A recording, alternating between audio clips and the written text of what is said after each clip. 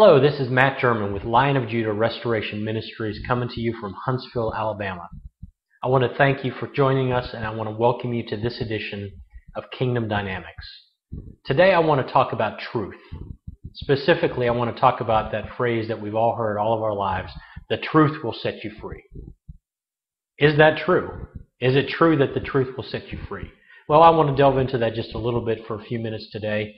Get into the Word, see what the Bible actually says about it. But I'll start off with this. The truth will set you free is one of the most misquoted scriptures in all of the Bible. Now, I know that's a bold statement, but it's true. Because most people, when they say that, they're not looking at the context in which it was written. They're not looking at the original purpose for which it was spoken. And it comes from John chapter 8. So let's take a look at that. I've got my Bible here. I hope you have yours. If not, there are plenty of resources out there online. You can even look up these scriptures if you're watching online right now. You can look these up and see about possibly posting some of these on the video afterwards as we upload this to the web. But in John chapter 8, starting verse 28, it says, Yeshua therefore said, "When you have lifted up the Son of Man, then shall you know that I am He, and that I do nothing of myself, but as the Father taught me, I speak these things. And He that sent me is with me. He has not left me alone, for I do always the things that are pleasing to Him." As He spoke these things, many believed on Him. Notice this, verse 31. Yeshua therefore said to those Jews that had believed on Him, "If you remain in my word, then are you truly my disciples, and you shall know the truth, and the truth shall make you free." They answered to Him, "We are Abraham's seed, and have never yet been in bondage to any man. How do you say, you shall be made free?" Yeshua therefore answered them, "Truly, truly, I say to you, everyone that commits sin is the bondservant of sin. And the bondservant remains not in the house forever. The Son remains forever. If therefore the Son shall make you free, you shall be free indeed." Isn't that interesting? If the Son shall make you free, then you shall be free indeed. So let's look at the context of this. He's preaching. Some of the Jews believe on Him, and then He says to the Jews that actually believe on Him, "If you remain or abide in my word, then are you truly my disciples, and you will know the truth, and the truth will make you free." We live in a soundbite generation. People want the gospel of the kingdom in 10 words or less. You might remember a TV program years and years and years ago. I can name that tune in 3 notes. That's what people want in the gospel. That's what they want in their messages today. They want 10 words or less. Just give it to me real quick, a soundbite. That's all I have time for. They don't have time to delve in. They don't have time to abide in the Word. The truth will not make you free. Even knowing the truth will not make you free. What will make you free is abiding or remaining in Yeshua's Word, thereby knowing the truth, thereby being a true disciple, and in that process, being made free, being set free. So you can see there's a little bit more to it than just, well, the truth will set you free. People just throw that around as a catchphrase. The reality is the truth in and of itself will not set you free. The truth that you embrace and that you allow to abide in you, that will set you free. Isn't that powerful? Let's see what the Old Testament has to say about this. Look at a couple of verses in Psalm 119. Psalm 119 verse 30 says this, "I have chosen the way of truth. I have set my heart on your law." And if you look up the underlying Hebrew word there for law, it is Torah or Torah. Teachings, instruction. Notice, "I have chosen the way of truth, and I have set my heart on your law." We have a choice. We can choose the way of truth or we can reject it. When the Father shows us truth, what do we do with it? Do we reject it out of hand? Do we accept it for a little while and then when it gets inconvenient we discard it? Or do we embrace it and it becomes a part of us? It begins to abide in us and sets us free. Are we willing to set our heart on His law? Remember, the new covenant is that He would write His laws where? Not just in a book or a scroll, but on our hearts. On our hearts. I have set my heart on your law. Can we claim that along with the psalmist?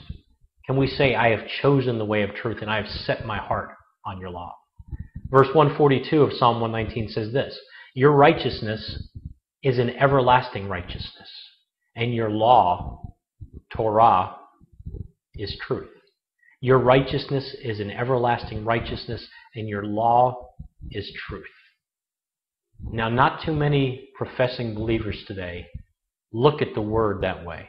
Look at His law that way, that His law is truth, that it was meant for our good. One more, Psalm 119, verse 45. This is great, because we're talking about the truth setting you free, right? I will walk at liberty. In other words, I will walk in freedom. I've been set free. I will walk at liberty. Why? For I have sought your precepts. I have sought your precepts. So it's not just truth that's out there floating around somewhere. It's seeking after it. It's laying hold of it. It's taking hold of it and bringing that into your life and making it a part of your life. As I said in the introductory video, if He is living and abiding in us by His Spirit, He's actually living out His life through us. Yeshua lived a perfect, sinless life. He desires to live that life through you and through me today. We live in a relativistic world. Most people don't think there's any such thing as absolute truth. You might remember a certain politician a few years back. Well, it depends on what your definition of is. No, truth is truth. Truth doesn't change with the times. It is eternal. People don't want to hear that. They want to be relativistic. They want to flow with the times and go with the times. And they don't want to recognize that truth is truth. If we don't like it, we can't change it. Yahweh's word is truth. It is unchangeable. If He said it in the heavens and established it in the earth, it is unchangeable. Malachi chapter 2 verse 6 says this, the law of truth was in His mouth, and unrighteousness was not found in His lips. He walked with me in peace and righteousness and turned many away from iniquity. What is iniquity? Iniquity is lawlessness. The law of truth was in His mouth. Unrighteousness was not found in His lips. He walked with me in peace and righteousness, uprightness, and turned away many from iniquity. That's Malachi 2 verse 6. Do we have that law written on our hearts by His Spirit? Is it guiding and governing and directing our steps on a daily basis? Are we living and abiding in His presence? Are we hearing His voice on a regular basis and pursuing His will with everything that we've got? Psalm 145 verse 18. Yahweh is nearer to all those who call on Him, to all those who call on Him in truth. All who call on Him in truth. Are we calling on Him in truth? Or is it, well, as long as it doesn't inconvenience me too much, I'll follow Him? Hey, the life of the kingdom is an exciting life. The life of the kingdom is dynamic. But it's not always easy. It's not. Yeshua's life was not easy. He loved, He ministered, but he didn't always get along with people. People didn't always get along with Him. He was betrayed. He was brutally attacked by the religious establishment because what He represented was truth that they could not embrace. So why do we think we're going to be so different? The first century body of believers, they went through some persecution because of their beliefs, because they clung tenaciously to the faith once delivered.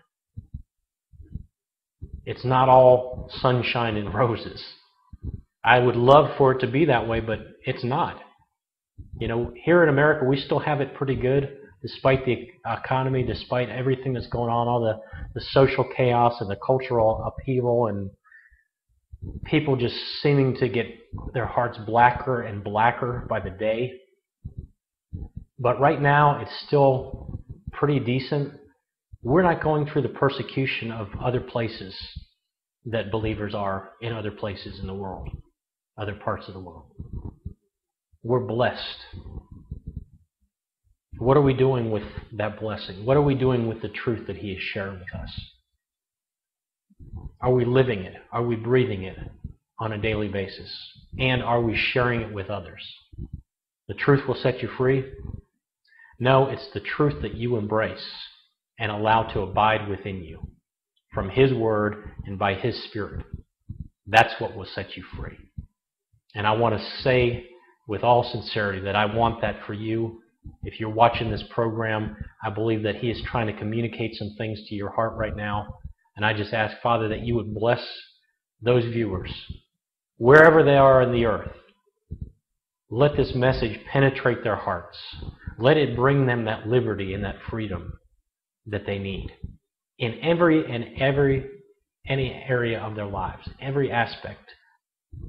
Let them walk in liberty, for they have sought your precepts. Let them walk at liberty because they have sought to allow you to abide within them and guide and direct their steps.